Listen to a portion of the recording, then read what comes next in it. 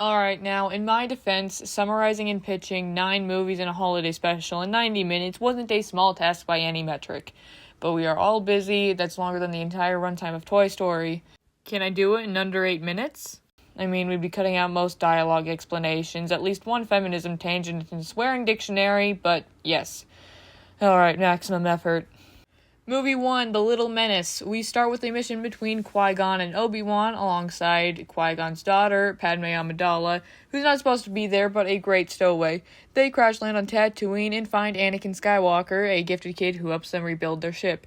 In turn, they free him and take him to the Jedi Council to be trained. About 10 years later, they're like, oh, he's good, and logically his kids would be too, right?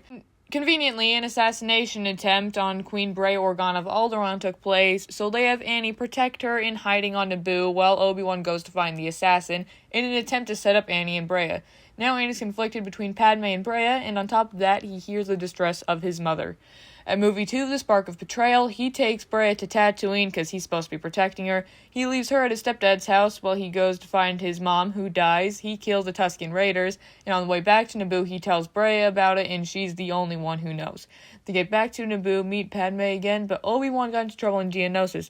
So when he takes Brea there, Padme comes to as a stowaway, but Dooku gets them all. Ignoring Padme, the other 3 are captured for the gladiator match, which causes the Battle of Geonosis. The Jedi Council then pull Annie aside to say, hey, there's a war now, you can fight if you marry Brea.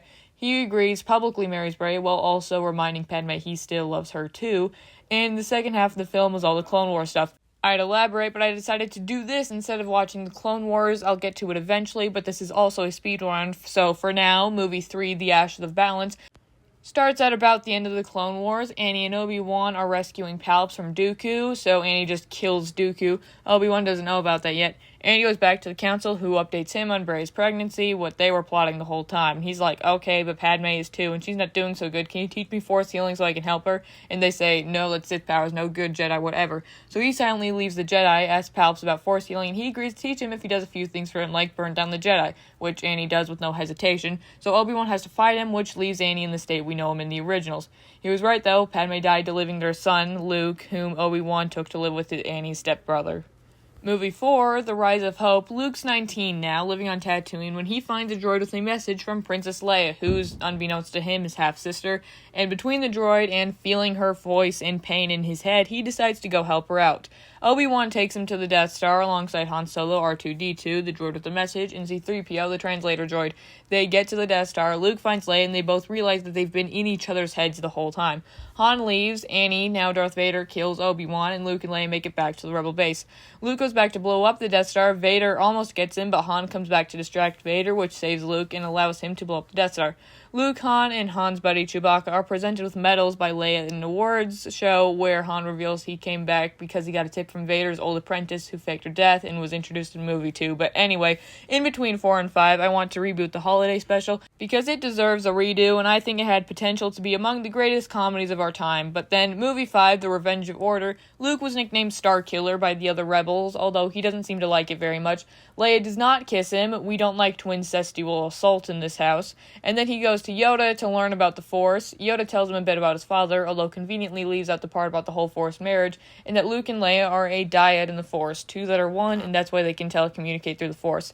He senses that she's in distress, and that's because she saw Han freeze, so he goes to Cloud City to fight Vader, who reveals to Luke that he's his father, cuts off Luke's hand, and nearly kills him. Movie 6, The Return of Balance, about a year later after 5, Luke made himself a new lightsaber and went to this guy, Jabba the Hutt, who now owns Han and C-3PO, so Luke goes to rescue Han and C-3PO from Jabba, and at first he's polite about it, but then he sees that he also owns and routinely assaults Leia, so he murders Jabba without a second thought. Leia frees the others and they make it out with Han and the droids. They go to Endor, where the Empire made a new Death Star. Luke surrenders himself to the Empire to talk with Vader, being polite just as he was with Jabba, but this time when the Emperor talks him down, he doesn't kill Vader, chooses empathy, and that gives Darth Vader the strength to overthrow the Emperor. Vader dies in the fall of the Empire, celebrated on Endor. Movie 7, The Wrath of Order, about 30 years later, the Empire returns as the First Order, under the ruling of Han and Leia's son, Bail Solo, aka Kylo Ren. Meanwhile, Rey from Jakku finds a smuggler named Poe and an ex-stormtrooper named Finn. They find Annie's old lightsaber, which gives Rey nightmarish visions and voices, which Leia helps calm down. And that's something Finn's very intrigued by. Rey blows up the new Death Star, Kylo Ren tracks her down, and Finn tries to take him out, but he can't really seem to fight. Rey fights past the voices, picks up the lightsaber, and barely beats Kylo Ren. At that point, they find Luke, and Rey meets him on Porg Planet.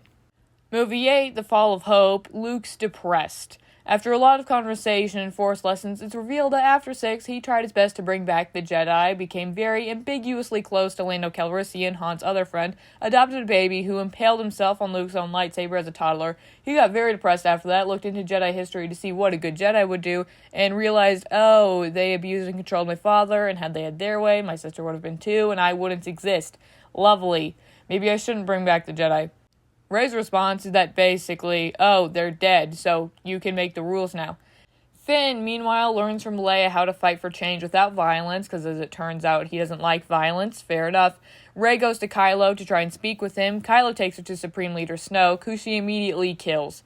Kylo attacks the Rebel base, which Luke stops through Force projection, and he dies peacefully and surrounded by Porgs. Finally, the voice in Rey's head is clear. It's Palps.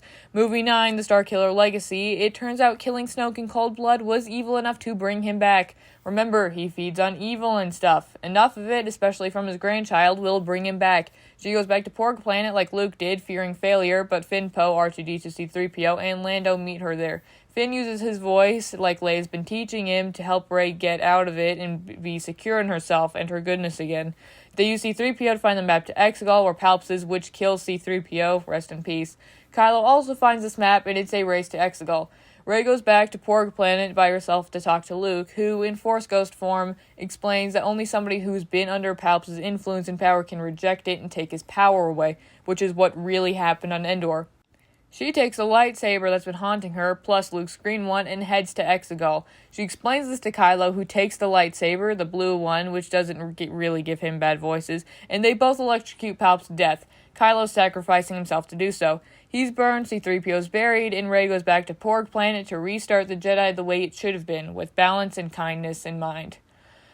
Whew. I did it much better in the actual Part 3, remember, this is a very compressed version.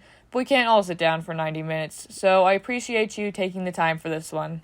And remember, I don't like sand. It's coarse and rough and irritating, and it gets everywhere. Not like here. Here everything is soft and smooth.